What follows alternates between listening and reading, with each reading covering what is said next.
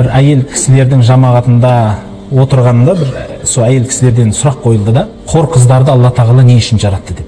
Ер азамат оны күлер, ол сауал әзіл сауал емес та.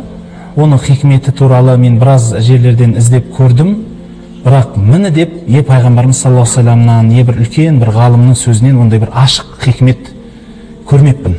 Хор қыздарын болсын, адамды болсын, жынды болсын, шайтанды болсын, неге жаратты десе, Алла тағала туралы Құран-ы Кәримде әдемі аят бар.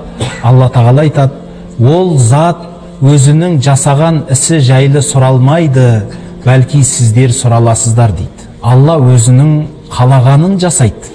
Оны неге жараттың, неге жасадың хикметін біз білмейміз. Мысалы, адам баласының жер бетіндегі келу хикметін кім ашып бере алады, айтыңызшы. Хикметін кім біледі, бір Алладан басқа. Тек біз не үшін жаратқаны білеміз, ғибадатқа жараттым деді.